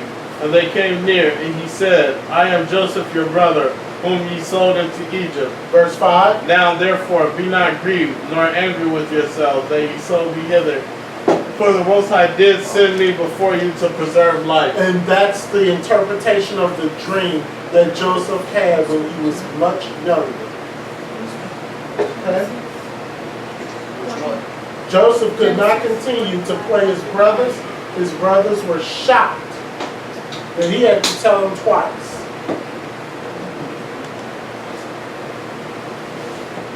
All right? Let's get Genesis 45 and 9. Let's read it. Haste ye, and go up to my father, and say unto him, Thus saith thy son Joseph, the Most High hath made me Lord of all Egypt. Come down unto me, tarry not. So he's saying, don't tarry. Hurry up, bring my dad down here. Joseph knew the Most High made him who he was. And let's see what Jacob said about all this. Now remember, Jacob thinks that his son is dead. Okay? Genesis chapter 45, verse 26 to 28. And told him, saying, Joseph is yet alive, and he is governor over all the land of Egypt. And Jacob's heart fainted, for he believed them not. Imagine, 20 years, you think that your son is dead. This is like a soap opera. All of a sudden, Joseph is back. Somebody, he signed the contract. He's back on the soap opera again. 27. And they told him all the words of Joseph, which he had said unto them. And when he saw the wagons which Joseph had sent to carry him, the spirit of Jacob their father revived. And Israel said, It is enough. Joseph my son is yet alive. I will go and see him before I die. So Jacob passed out. Jacob passed out. He was so overwhelmed that he just passed out. Okay? Joseph then has a conversation with Pharaoh. All right, let's get Genesis chapter 50.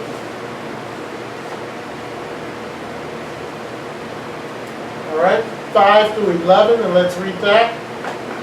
My father made me swear, saying, Lo, I die, and my grave which I have digged for me in the land of Canaan, there shalt thou bury me. Now, therefore let me go up, I pray thee, and bury my father, and I will come again. And Pharaoh said, Go up and bury thy father, according as he made thee swear. So Jacob and Joseph, they all were reunited. Jacob, Israel died. Okay. Jacob, who is Israel, died. Right? Verse 7.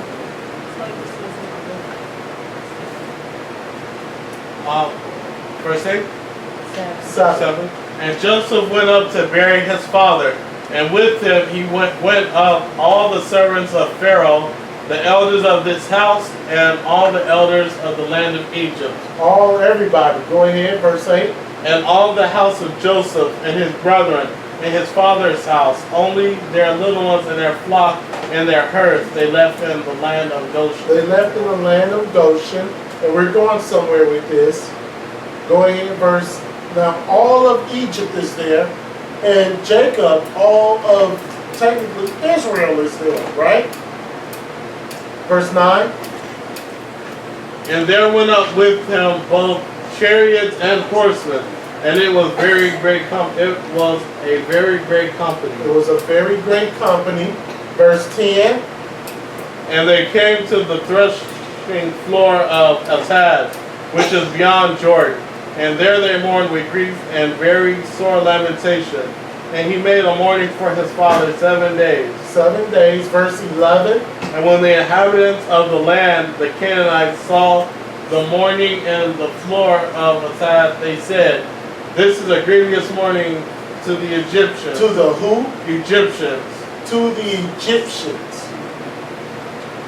See how that's important? Egyptians, Hamites, blacks. But who was the ones mourning? Israel. Go ahead.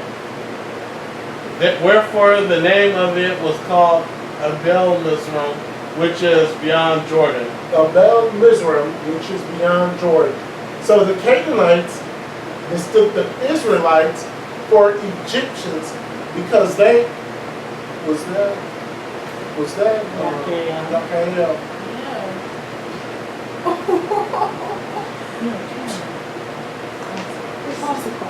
Did you pause it? Yeah. Yeah. Okay. Okay. Yeah. Alright, so the Canaanites mistook the Israelites for Egyptians, that they couldn't tell the difference. So, right? So Moses then married a Cush woman before Israel became a nation. There were 12 brothers and 1 sister. Alright, so let's get Exodus chapter 1, verses 1 through 12. Who we are as a people. Exodus 1, 1 through 12. Okay, let's read that. Now these are the names of the children of Israel, which came into Egypt. Every man of his household came with Jacob. Reuben, Simeon, Levi, and Judah. Reuben, Simeon, Levi, Judah. Reuben, the Seminole Indians and the Aborigines. Simeon, the Dominicans. Levi is who? Haitian. Haitians. And we all should know who Judah is, right? Us. Verse 3. Issachar, Zebulun, Benjamin. Issachar, we should know, right? Zebulun is who? I don't know. Guatemala, Guatemalans and Panamanians. Benjamin, Jamaican. Jamaicans. Verse 4.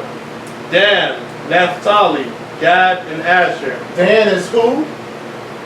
Dan are the The Greeks. No. No. Dan's are the Herods. The Herods. Herods.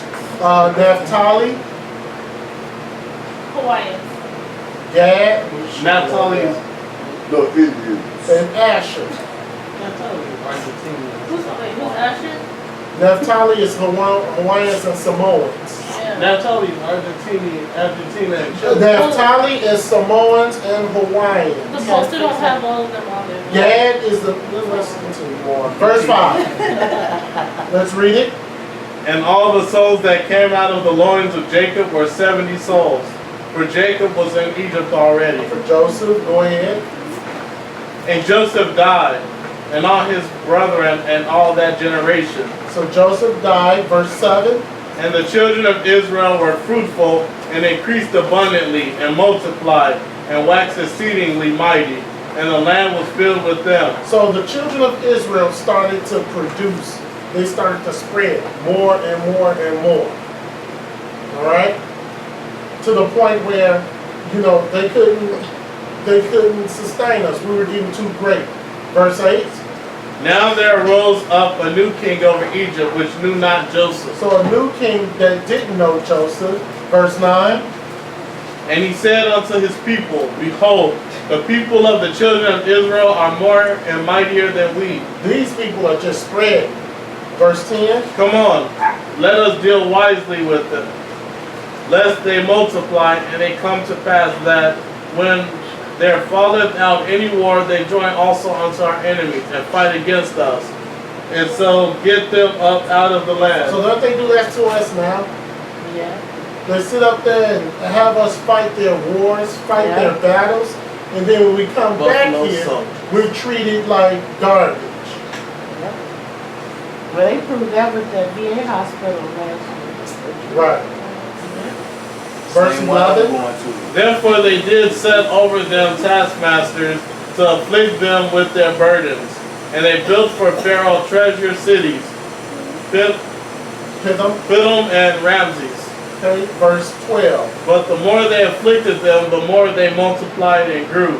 And they were grieved because of the children of Israel. So the more they afflict them, even now, they afflict us more and more. And despite parent planhood, despite all the chemtrails that's going on, despite all their vaccinations, we still are producing and multiplying. Despite all the problems that this wretched country is putting on us, we're still multiplying, right? Huh. Let's get Exodus chapter 1, verse 15 to 17.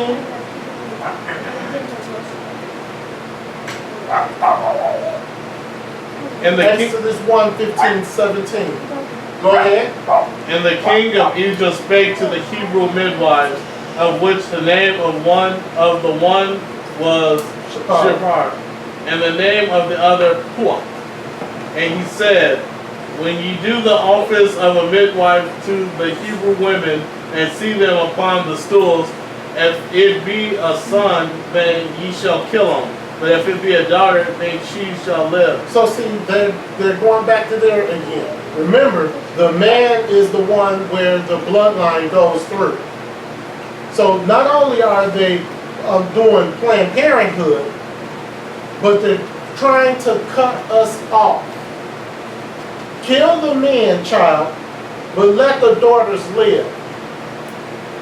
Because they know that the bloodline cannot go through the daughter. Right. So we'll raise up their daughters and then we'll take them and then the Egyptians will keep going. Right. This is the same thing that they're doing today to us as a people. Demasculize the man. Raise up the woman. It's the same thing. Even to the action movies that you see now, you have the women that's over the entire group of men, and the women is saving the men. Right. Every time. Every time. The woman is saving the men. But these midwives, they did what? Let's go to 17. You said 17? 17. Come But on. the midwives feared the Most High, and did not as the king of Egypt commanded them, but saved the men and children alive. So the midwives is like, no, we're not going to do any abortions. When it says to seat them on the stools, you know, our women gave birth sitting on stools, not laying in beds. Right. Okay? It makes it easier on the woman to give birth while she's sitting versus laying. Alright, so the midwives, they feared the Most High, and they was like, no, we're not going to do that. We're not about to kill our children. Exodus 1:22. And Pharaoh charged all his people, saying, every son that is born ye cast into the river, and every daughter ye shall save alive. Every daughter save alive, right? So the first Israelite slavery happened in Egypt. A new king arose who did not know Joseph and wanted to stop the Israelites from producing by afflicting them, slavery. And then told the midwives to kill the infants, abortions. The man carries the seed, therefore a child, when it's born, if it's an Egyptian, then of course they're going to be Egyptians. 53 Israelite males, and there were no wives to marry, so they had to marry Canaanite women, right? Of the 53 men, there were no women that they could marry. So the Israelites married Canaanite women, but that still made the bloodline so-called blacks, Latinos, and Native Americans. Okay? So it's still carried on. Right. Yeah. Next, while the Israelites were living in Egypt, Pharaoh had commanded all the males to be exterminated. When they couldn't, and this is how Moses came about. When they couldn't hide them any longer, they put them in a basket and put them on the Nile, right? We all know that story. Being a baby very young, she instructed the Hebrew family. Coincidentally, it was Moses' mother that weaned him, right? Remembering that the Egyptians were black, if Moses were white, like Hollywood depicts him, then there's no way that the Pharaoh's daughter could pass him off as an Egyptian.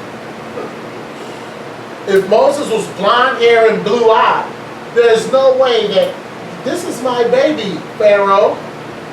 What? Where does white baby come from? Right. Right? All right, Exodus chapter 2, verses 1 through 12. And there went a man of the house of Levi and took to wife a daughter of Levi. And the woman conceived and bare a son. And when she saw him that he was a goodly child, she hid him 3 months. So this is the birth of Moses, verse 3. And when she could no longer hide him, she took for him an ark of bulrushes, and daubed it with slime and with pitch, and put the child therein. And she laid it in the flags by the river's brink. And his sister stood afar off to wit what would be done to him. So his sister stood afar off to see what was going to be done. Verse 5. And the daughter of Pharaoh came down to wash herself at the river, and her maidens walked along by the river's side. And when she saw the ark among the flags, she sent her maid to fetch it. Okay, let's skip down to verse 8, because we pretty much know this story. All right, verse 8. And Pharaoh's daughter said to her, Go. And the maid went and called the child's mother. Okay, let's just go down to verse 10. Verse 10. And the child grew, and she brought him unto Pharaoh's daughter, and he became her son. And she called his name Moses. And she said, Because I drew him out of the water. Now, if Moses was what Hollywood depicts him as, then Moses would have stood out. Once again, letting us know that we are the people of the Bible. Letting us know that Levi, which are the so-called Haitians, are the people of the Bible. Okay? We have to know who we are. We must know who we are as a people. Finally, Moses lived among the Egyptians. One day he saw an Egyptian abusing another one, and he ran to the land of Midian. Now we already know that the Midianites are black people also, through the genealogy that we read in Genesis earlier on, right? All right, Herodotus was one who the most traveled of his time. His writings, interest in both history and geography. This is what he said. It is certain to the natives of the country are black. There can be no doubt that the Colossians are an Egyptian race. I made this inquiry on the subject of both the Colossians and in Egypt, and found that the Colossians, had a more distinct recollection of the Egyptians than the Egyptians had of them. My own conjectures were founded first on the fact that they are black-skinned and have woolly hair. Egyptians, right? All right, Exodus 2:16 to 19. Now, the priest of Midian had 7 daughters, and they came and drew water, and filled the troughs to water their father's flock. And the shepherds came and drove them away. But Moses stood up and helped them, and watered their flock. And when they came to Reuel their father, he said, How is it that ye are come so soon today? And they said, An Egyptian delivered us out of the hand of the shepherds, and also drew water enough for us and watered the flock. An Egyptian delivered us. Once again, Ham, Mizraim, Egypt, black, Shem, Eber, Abraham, Israelite. Same color. Undeniably, we understand and know that we are the people of the Bible. Okay? All right, let's get Exodus 2:23. Exodus chapter 2, verse 23. And it came to pass in process of time that the king of Egypt died, and the children of Israel sighed by reason of the bondage, and they cried, and their cry came up unto the Most High by reason of the bondage. So they were crying out to the Most High because they were in bondage even more strong.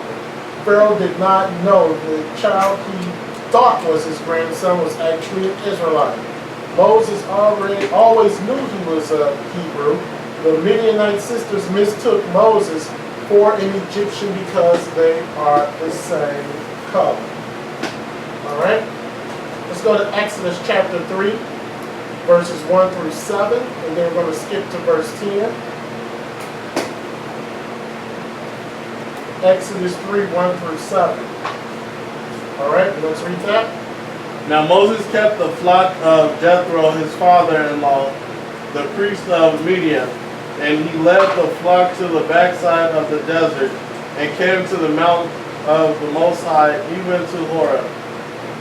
And the angel of Ahia thy power appeared unto him in a flame of fire out of the midst of a bush.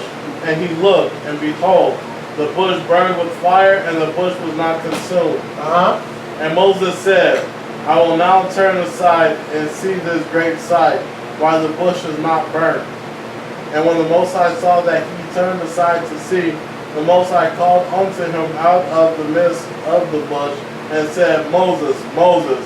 And he said, Here am I. He said, Here am I. Verse 5.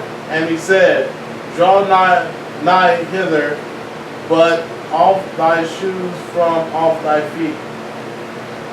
For the place whereon thou standest is holy ground. Right? Moreover, he said, I am the power of thy father, the power of Abraham, the power of Isaac, and the power of Jacob. And Moses hid his face, for he was afraid to look upon the Most High. And Ahia thy power said, I have surely seen the affliction of my people, which are in Egypt, and have heard their cry by reason of their taskmasters, for I know their sorrows. I know their sorrows. In verse 10. Come now, therefore, and I will send thee unto Pharaoh, that thou mayest bring forth my people, the children of Israel, out of Egypt. Okay? Now, once again, to show that we are people, that the Bible is strictly people of color. Let's go to Exodus chapter 4, verses 6 through 7. And let's learn something on the way to learn something. Let's get it. Verse 6. And the Most High said furthermore unto him, Put now thine hand into thy bosom. And he put his hand into his bosom, and when he took it out, behold, his hand was leprous as snow. His hand was leprous as snow, so it turned from dark to white. He could not have been white, put his hand in there, and it became more white. So his hands was leprous as snow. There's two different types of leprosy, right? Yep. There's the leprosy where your pigmentation goes from dark to white, and then there's the leprosy where you have the bumps and the disease, right? Yep. Okay. Verse 7. And he said, Put thine hand into thy bosom again. And he put his hand into his bosom again, and plucked it out of his bosom, and behold, it was turned again as his other flesh. What is the other flesh? Dark. Oh, Lord. It's like they call chicken the other meat. Because if it's right as, he put his hand in his bosom, took it out, and it was white. So then he puts it back in, and it turned again as his other flesh. Dark. Okay? Unequivocally proven that Moses was dark. Okay?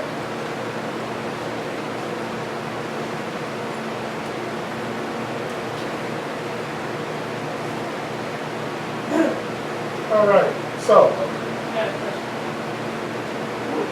Why did the Most High do that? Was that to show him who he was? right, show him his power. Because Moses, this was his first encounter with the Most High. So, he did that to show Moses on who he was. And that, that started with that, then went on to the staff. Moses threw it down, it turned into a snake. He was allowing Moses to know that he's going to be the deliverer of his people. All right, leprous, white as snow, means his hand was turned white. Now that, of course, would be a big deal for us if our hand would turn white. But not for them who are already white.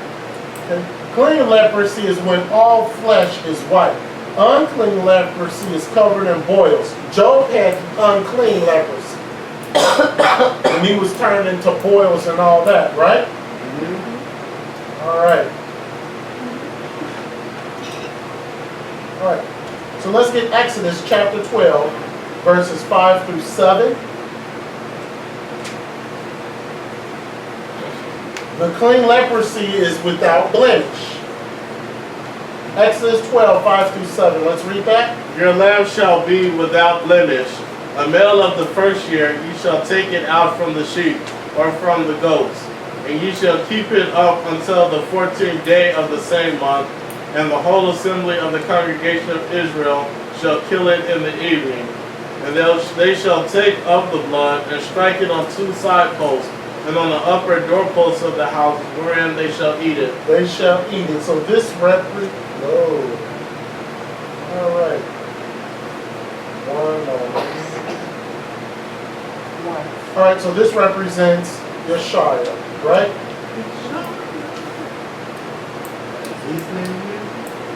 All right, let's get Exodus chapter 12, verse 29 and 30.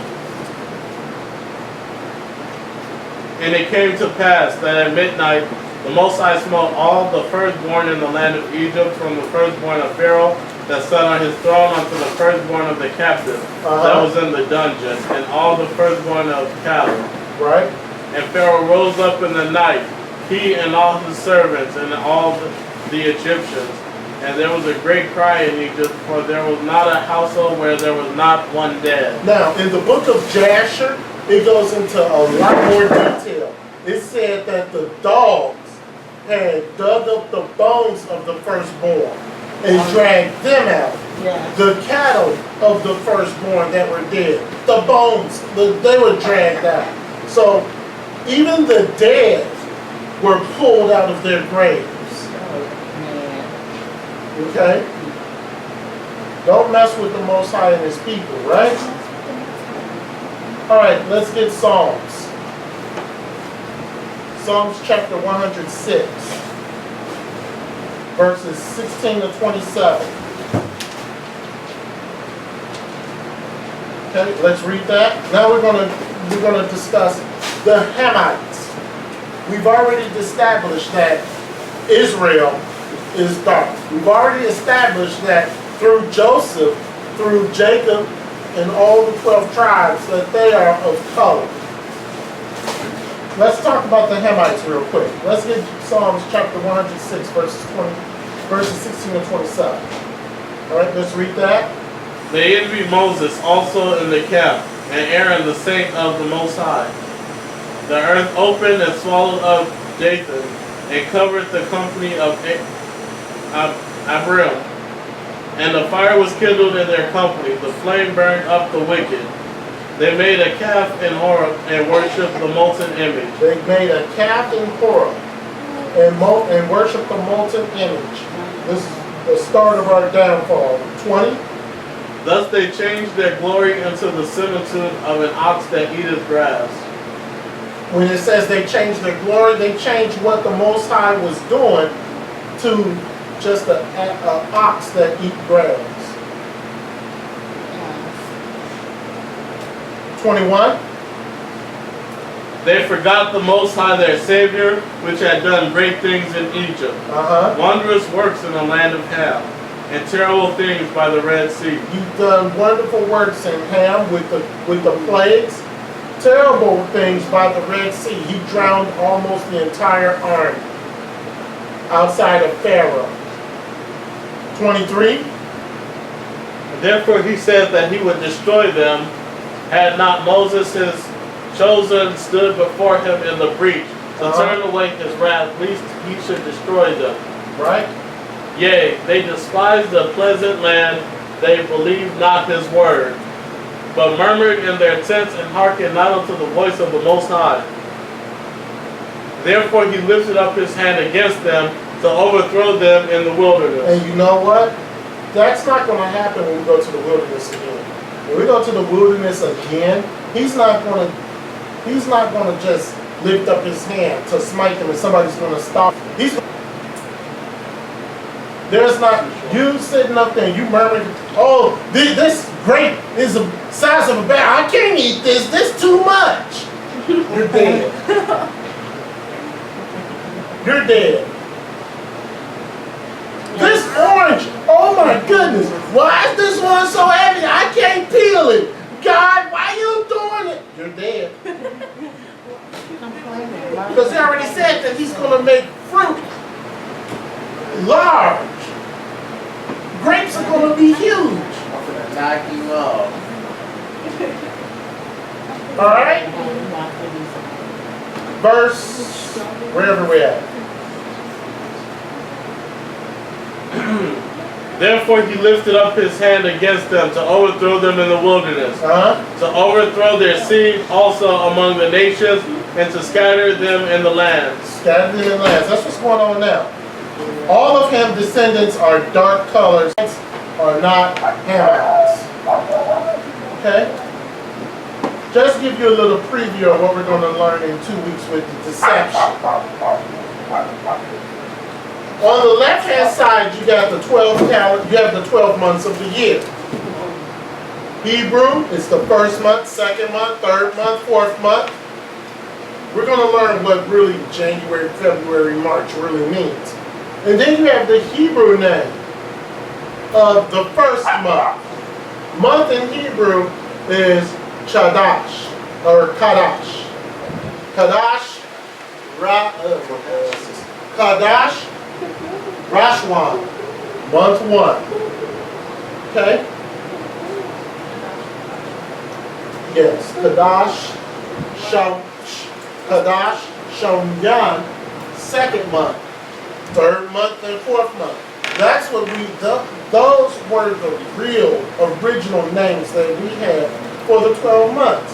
We said 1 month, 2 month, 3 month. We didn't give praise and glory to Jupiter. I'm sorry, to January, Janus, February, March, April, May, June. Those are all pagan gods. We didn't give honor to those. So we're going to learn more about the deception with the days of the week. The days of the week is the first day, second day, third day. Day is Yawam. Yawam, Rashwan. Day 1. Just like month 1. Okay. Day 2, day 3, day 4. So in 2 weeks when we teach on the deception,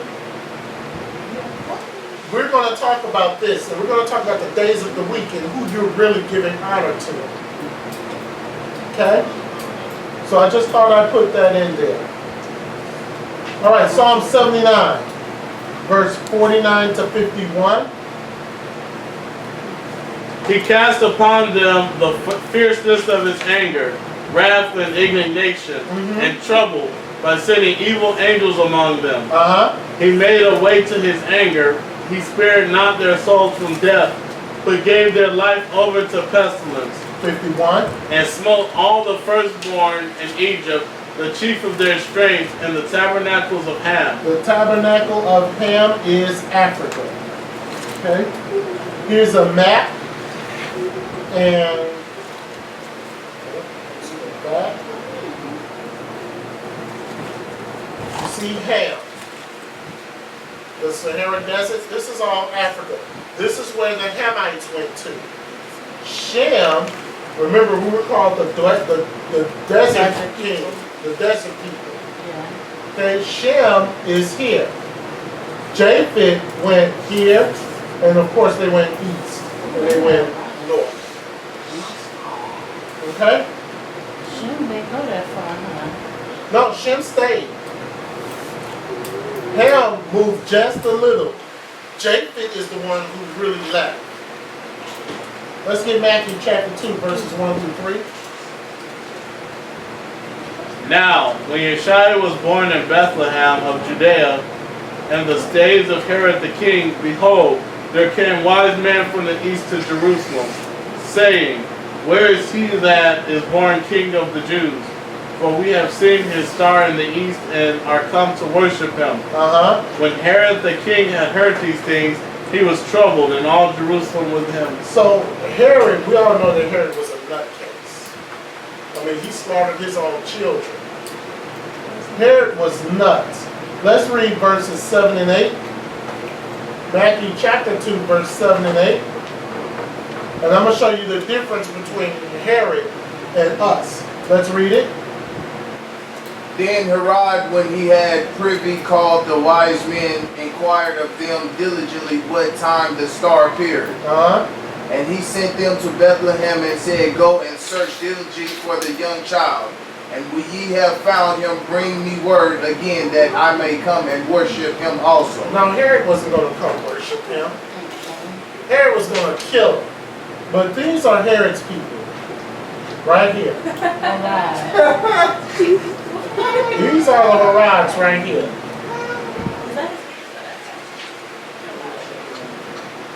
No, that's his head. This is them.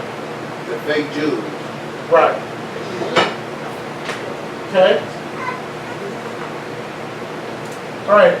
Let's get Matthew chapter 12, verse 12 through 15. That shouldn't be Matthew 12. That should be Matthew 2. 12 through 15. And being warned of the Most High in a dream that they should not return to Herod, they departed into their own country another way. And when they were departed, behold, the angel of the Most High appeared to Joseph in a dream, saying, Arise and take the young child and his mother and flee into Egypt. And be thou there until I bring thee word, for Herod will seek the young child to destroy him. Herod will seek the young child to destroy him. Now, if Sisha is how Josiah, Jesus looked, and we've already determined that the Hamites were black, why would the angel of the Most High tell him to go into Egypt? Because if Herod was looking for him, and he went into Egypt with all these black people once again, he would have been found out. He would have been found out. Okay.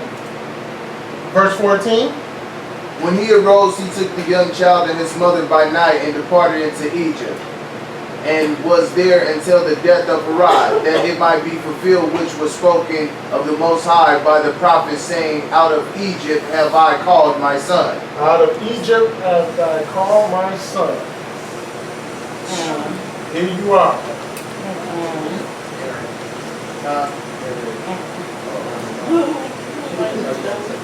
White, blonde hair, blue eye. Yeah. That is not the shot. Nope, he was black. Okay. That's why when he went to Egypt, it didn't make sense before, but now since I'm learning it makes sense. Of course he would have took him back to Egypt because he can blend in. He Right. stayed there for a few years. Right. All right, this is from Great People of the Bible, page number 301. Palestine in the time of Yeshua were overran with Edomites. They ruled over Judea. They were not real Jews, but converted Edomites. Edomites were some of Esau's children. Remember last week when we talked, and we were saying how the Edomites, the reign of the Edomites, all of a sudden they disappeared in 70 AD. Right? Huh. Okay. They disappeared. No mention of Edomites or anything after 70 AD. And we know why, right? Because 70 AD, we were leaving Israel. And they took over our land, according to the book of Obadiah. Right? Huh. Okay. Person in agreement. Ah. Huh. All right, let's get Acts. Another person that's depicted as white is Paul. Acts chapter 21, verses 37 to 39. Let's read that. And as Paul was to be led into the castle, he said unto the chief captain, May I speak unto thee? Who said, Canst thou speak Greek? All right, understand this. The chief captain went to Paul, and this guy's saying, wait a minute. How are you speaking Greek? See, that shows that they think we're ignorant. Verse 38. Art not thou that Egyptian which before these days madest an uproar and leddest out into the wilderness 4,000 men that were murderers? He's saying, aren't you that Egyptian? Once again, Paul is not, there's no way that Paul would have been standing there if he was white. And the guy said, is that Egyptian? 39. But Paul said, I am a man which am a Jew of Tarsus, a city in Cilicia, a citizen of no mean city, and I beseech thee, suffer me to speak unto the people. All right. Paul was mistaken for an Egyptian. He was a black, he was an Israelite from the tribe of Benjamin. Okay? All right, let's read the last 2 million years, page 381. Islamic rule was from 639 to 1798. The Arabs conquered the Egyptians. Since the 7th century, Egypt has been an Arab country. That's why they look the way they do now. Okay? All right.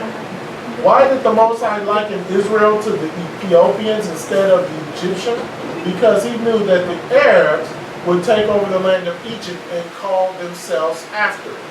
Today, these people in Egypt who are pale, calling themselves Egyptians when the true Egyptians are black, their new name is Nubian. So we have the Arabs calling themselves Egyptians, and we have the Edomites calling themselves Israelites. Okay? It's a lie.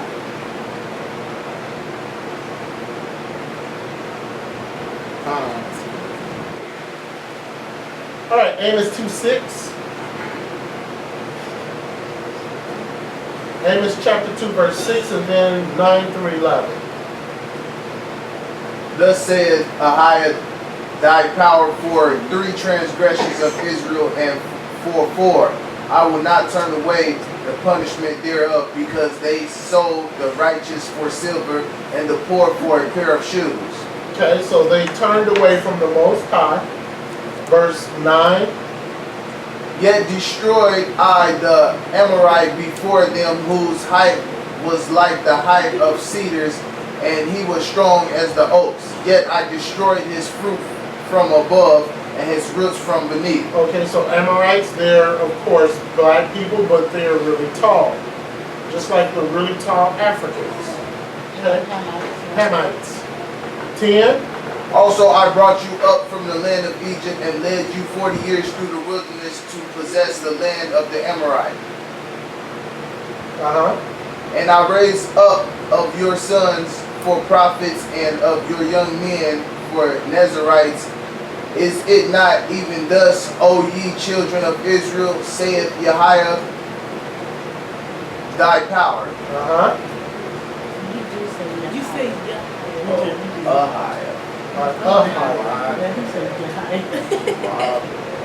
All right, let's get back to the understanding of leprosy. Let's get Leviticus chapter 13, verse 12 and 13. I believe we have maybe one more scripture after this. Then we are done. Leviticus chapter 13, verses 12 through 13. And if leprosy broke out abroad in the skin, and the leprosy covered all the skin of him that had the plague from his head even to his feet, wheresoever the priest looketh, then the priest shall consider, and behold, if the leprosy have covered all his flesh, he shall pronounce him clean that hath the plague. It is all turned white, he is clean. He is all turned white, he is clean. Okay? If the skin turns white, he is clean. It's a big deal for white people, but even a bigger deal for us. See why? Last scripture is Matthew chapter 10, verse 1. And then we're going to skip down to 5 and 6. Let's read that.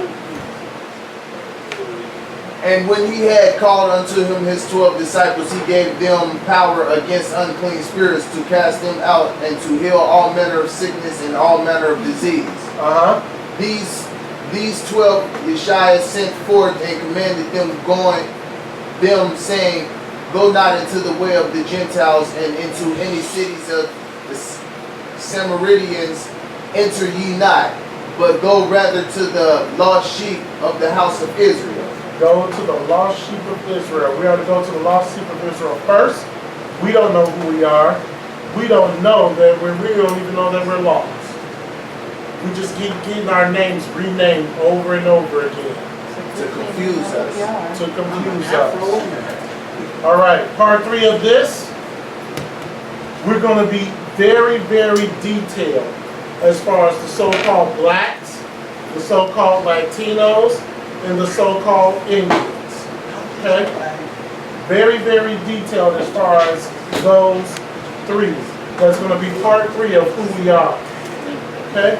So we give all praises unto Ahaya, Ashar, Ahaya. All right? Oh, you got time. All right. So, all praises be unto the Father, the Son, and the Holy Spirit. The Father, Ahaya, Ashar, Ahaya. The Son, Yeshaya, the Mashiach. And the Holy Spirit, Wawak. Who we are. We're going to go really in depth. Last week, we did a broad overview with curses and hanging from the trees and all that. This week, we went back to the original, Genesis, the first book of the Bible. And we dissected where did we start from. And we showed Japheth and we showed the Hamites. So next week, in our last teaching with this series, we're going to learn in depth so-called blacks, so-called Latinos, and so-called Native Americans, Hispanics. Where's that scripture that say don't correct the nail? All right, so we give praises unto the Father, Ahaya, Shah, Ahaya. We thank Yeshaya, the Mashiach, and Wawawak, the Holy Spirit, our mother. Kwam Yasharala.